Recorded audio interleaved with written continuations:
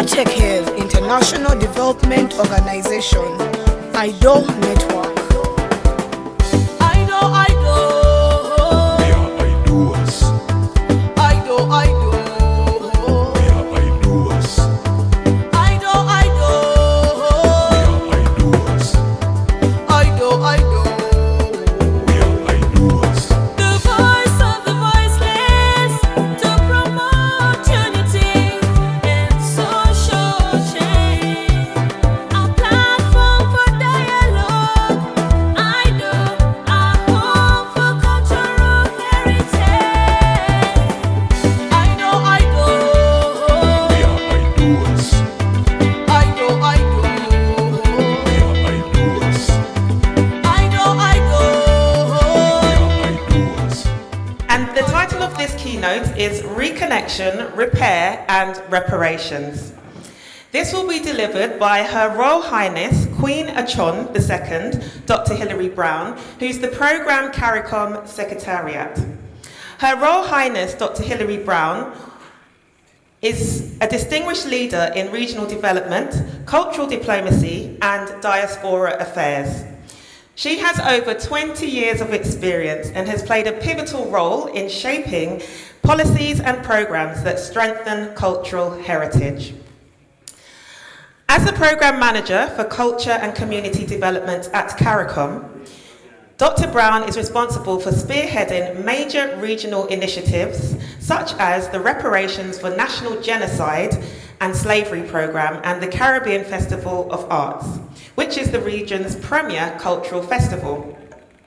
Through her leadership, she has successfully promoted the preservation and celebration of Caribbean culture whilst advocating for historical justice and reconciliation. So with a keynote entitled Reconnection, Repair and Reparations, please welcome Dr. Hilary Brown.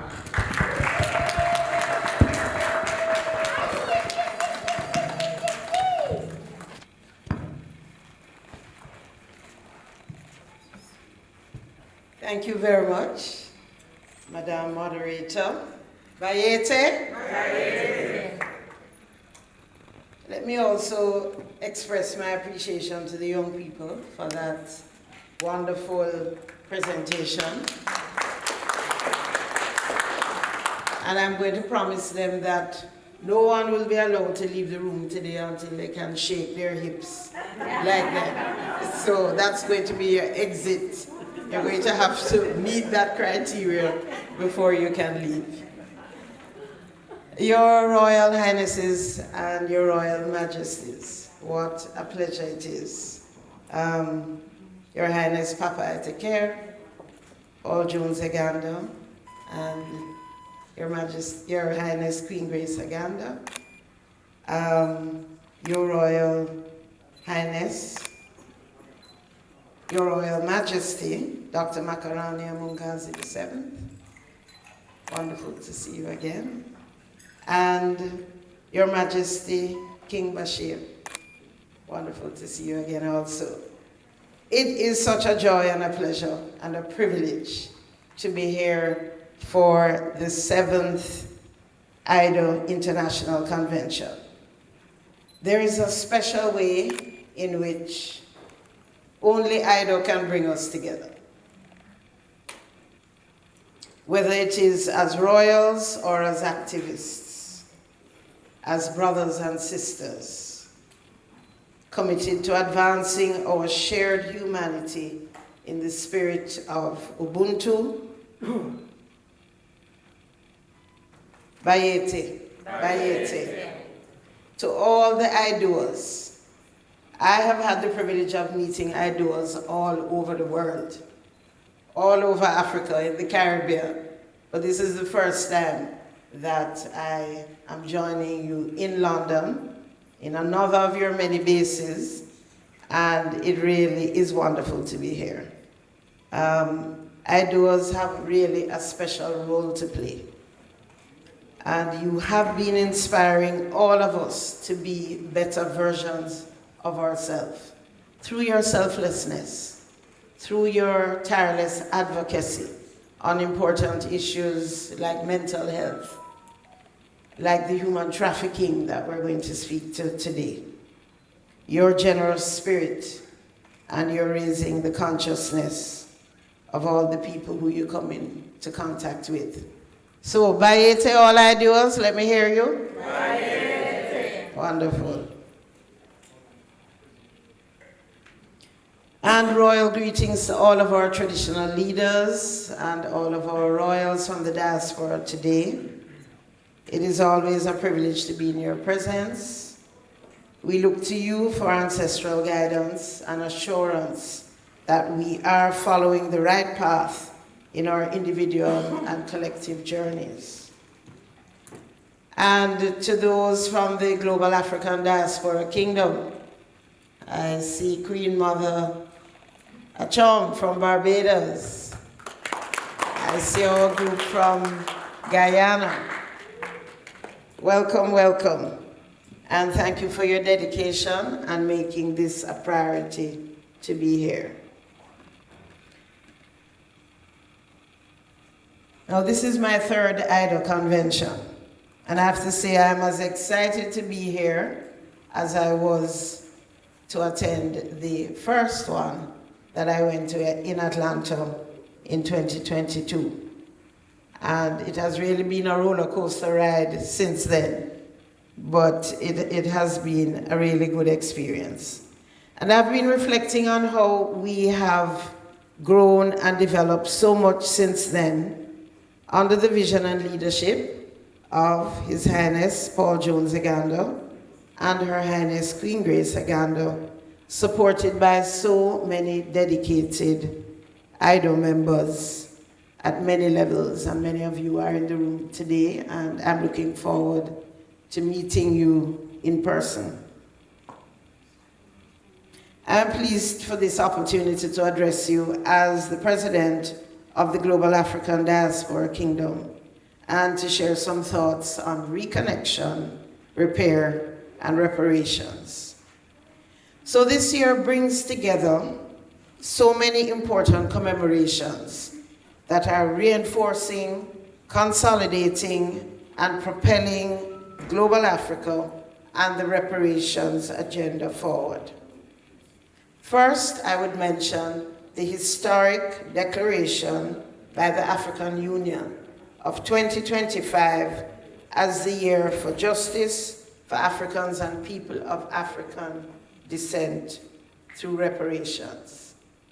And let me make sure that you have heard that they have declared this year, the African Union 2025, as the year for justice for Africans and people of African descent through reparations. So the momentum has been building in the African Union on this issue of the transatlantic trade in enslaved Africans and chattel slavery in the Americas. They have convened a number of meetings. One of them that I attended was the Accra Reparations Conference in 2023. And the declaration that came out of that meeting affirmed reparations to Africans as a moral and legal imperative, rooted in the principles of justice, human rights, and I know human rights is a big issue, a big area rallying cry within Aido, and human dignity, and that the claim for reparations represents a concrete step towards remedying historical wrongs and fostering healing among the people of Africa and people of African descent. The proclamation also included a number of recommendations to advance this agenda, including the establishment of an African Committee of Experts on Reparations to develop a common African position on reparations and healing, as well as developing an African-Caribbean joint program of action, creating a global reparations fund in Africa, and the appointment of a special envoy on reparations. So our African Union heads of government have now designated reparations for enslavement, colonialism, and apartheid as a flagship project of the African Union. And interestingly, they propose to extend the 2025 theme from being the year for reparations to the decade for reparations. Bayete? So indeed, this weekend in Addis, in Ethiopia, there will be the second African Union CARICOM summit of heads of government. And the overarching theme of that summit is transcontinental partnership in pursuit of reparatory justice for Africans and people of African descent through reparations. Now, I can't overemphasize how monumental and groundbreaking this is.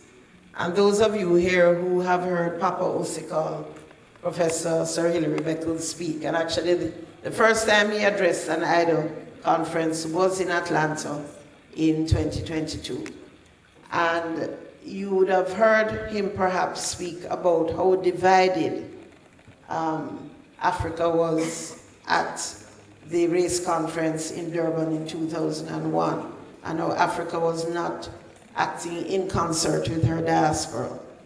So to see that we have evolved to this point, where we are moving from a year to a decade on reparatory justice, it is really an indication that we are finally speaking with one voice as Global Africa on this issue of justice for Africans through reparations. The second significant observance in 2025 is the bicentenary of the ordinance issued by King Charles X of France, issued on the 17th of April in 1825, imposing the payment of 150 million gold francs on Haiti as a precondition for recognizing Haiti's independence. Haiti has been punished for its historical significance as the world's first black republic in the modern world. The enslaved people of what was the French colony Saint-Domingue, having broken their chains, and we heard the young people speaking a while ago about breaking their chains. They broke their chains and defeated in succession. These are the enslaved people of Haiti, defeated in succession the mighty armies of France, led by Napoleon, of Britain, and of Spain, and established the first free nation in the Western Hemisphere. Bayete? Bayete. So we recognize the unique positioning of Haiti as a beacon of resistance to African enslavement and a safe haven for any enslaved African who made it to the shores of Haiti. And that was their policy. If you make it to Haiti, you are immediately free. The crippling injustice of the independence debt facilitated by American and French banks and the trade blockade imposed for decades are at the root of the political, security, and humanitarian crises that Haiti continues to face today.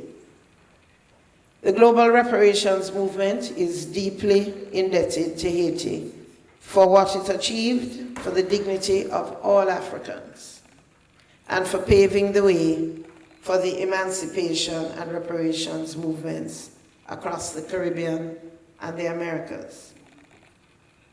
On the bicentenary in April of this year, President Emmanuel Macron announced the establishment of a joint commission with Haiti to examine the shared pasts of both countries. So we welcome this step towards the restitution of Haiti's independence debt and the pursuit of justice for the people of Haiti. Bayete? Bayete.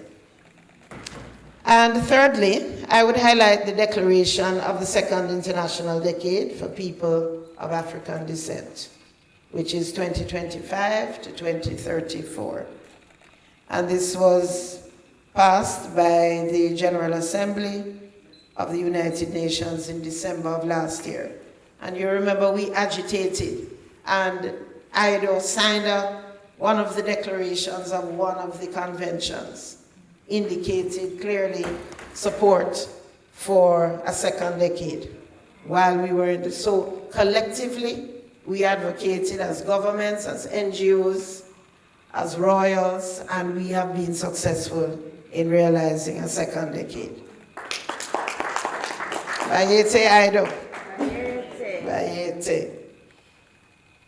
So the first decade sought to advance the reparations agenda and initiatives to address socio-economic disparities faced by people of African descent. And while there was some progress in raising awareness and facilitating cooperation between African states and the diaspora, the truth is that the first decade ultimately lacked sufficient political will. It suffered from inadequate funding and limited implementation at all levels. So now we have a second decade, and we should, as Aido and as the Global African Diaspora Kingdom, implement symbolic as well as practical initiatives to ensure that we realize that justice, recognition, and development for people of African descent. It bears repeating and reminding what this reparations is all about, that Africans are seeking restitution, compensation, and satisfaction. Those are the three main components of reparations. Let me hear you say them. Restitution, compensation, and satisfaction. So satisfaction, for example, comes through the issuing of an apology, an acknowledgement that a wrong was done, taking steps to correct historical inadequacies. That is the element of satisfaction. And restitution is an attempt to try to restore as much as possible the situation before the harm was committed. And so that is why our people call for repatriation to Africa. That is a form of restitution. And of course, compensation, I don't have to explain. So, we're seeking these for the profound injustice and crimes against humanity committed in the Americas and in Africa of over 150 years of genocide of the indigenous people and over 300 years of the dehumanizing trade in enslaved Africans and chattel enslavement. These pernicious systems that violated the fundamental human rights of Africans were followed by another 100 years of debilitating colonialism, an experience shared with so many countries in the African continent. And we have to understand that laws were passed in the Caribbean that stated that Africans were not human beings, that they were 3/4 of a human being, that they were chattel, that they could be sold, that they could be bequeathed in a will, that they were property, that they didn't feel pain. It was a brutal and dehumanizing system. It was a denial of the human rights of Africans, and it is one that we need to learn from. And so what do we seek to repair? And how is this connected to modern day slavery? That is the focus of today's Human Rights Summit. There are many areas that we seek to repair, and indeed the CARICOM Reparations Commission has outlined the 10-point plan for reparatory justice, which calls for an apology, that's the satisfaction, repatriation programs to Africa, that's the restitution, an indigenous peoples development program, repair of the public health and education systems, establishment of cultural institutions, restitution of cultural property, and we have King Mungazi here. We are very intimate with King Mungazi's quest for the return of the sacred Ngaji. And this is also part of what we are seeking to repair. There is also psychological healing, development through technology, debt cancellation, and monetary compensation. We seek to repair the pain and suffering, denial of the essence of our humanity as Africans, and preventing our people from realizing the fruits of their labor for over 300 years. Fruits of their labor that would have consolidated family wealth, that would have enabled our people to provide for their families and their communities. This is what we're seeking to repair. But the focus of Aido's network of over 645 kingdoms and of the global African diaspora kingdom has been and must continue to be the repair of African people. It is the It is the cultural and spiritual reconnection agenda, the people-to-people connection that is greatly needed and which we collectively are uniquely placed to make an impact. Our traditional leaders, by welcoming home the diaspora, installing royals, teaching us spiritual and cultural traditions we have forgotten, are making a vital contribution to the circle of reconnection. The Global African Diaspora Kingdom, in collaboration with Aido, in organizing 4 reconnection journeys to Kenya, Uganda, and Nigeria since 2023. Has facilitated healing and wholeness for persons in the diaspora and must continue to do so. We have been warmly welcomed by King Mungazi of the Royal Nation of Pokomo communities in Kenya. Ayete King Mungazi. We have been warmly welcomed by Papa Paul Sande Emolot Emorimori III in Atacare. Ayete Papa Sande. We have also been warmly welcomed by King Bashir the Mashinama and other royal fathers in Nigeria.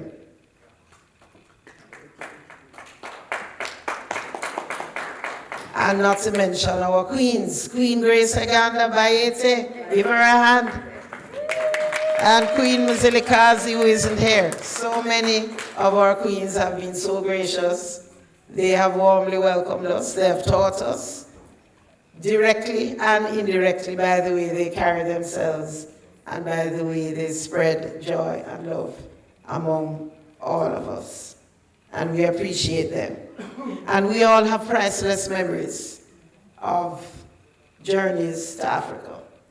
Being on the banks of the Tana River, early in the morning, with the Kijo, Bayete.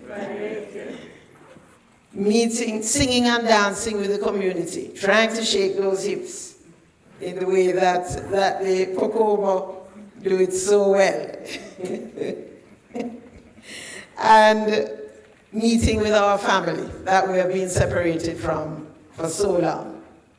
We have really had a series of moving journeys. And we can now call Serere the diaspora capital of Africa. because we have had so many incredible journeys, and we have been so warmly welcomed and hosted by Papa Uganda and Queen Grace in that space. It is the diaspora capital of Africa. Haiti.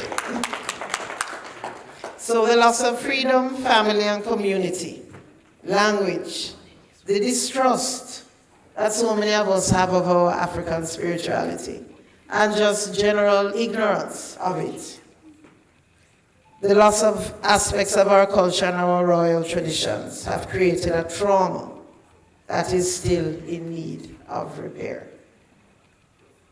But also, the African Cultural Development Association of Guyana, Haiti, where are they? So well represented here by establishing the Center for Learning and Afrocentric Education, a school in Guyana. They're also making a vital contribution to repairing our people and our young people. Bayete actor. And through the platform of this annual Aido convention, we have been able to share knowledge and raise awareness of the reparations agenda in and outside of Africa, an important part of the process of repair, and we're deeply grateful to Aido for this partnership. And the impact of that traumatic period of history is all around us today. It's what we call continuing harm. Poverty, inequality, and underdevelopment in Africa and in the Americas is a direct result of our historical experience of enslavement and colonialism. And it is manifest in the modern day slavery that Ambassador Namboka, through Dr. Ben Israel, spoke so poignantly to and expertly took us through today, and sharing those staggering and sobering data that 49.6 million people live in modern slavery through forced labor or forced marriage. And what was the definition that he gave us of what is modern day slavery? He said, the removal of one's freedom. Your freedom to accept or refuse a job, your freedom to decide to marry. And that is exactly what our enslaved ancestors endured. The denial of their freedom to accept or refuse to work. That was not an option. The average lifespan of an enslaved person was 10 years. They were literally worked to death and replaced. So the legacy of the history of oppression and denial of African people's freedom is that of inequality, poverty, lack of opportunity, racism, which creates a vulnerability that makes our people, and especially our young women, susceptible to this exploitation. They're seeking opportunity and being tricked. So this is one of the legacies that we must repair. And we will demonstrate our commitment to do so with the signing of a declaration on this important issue.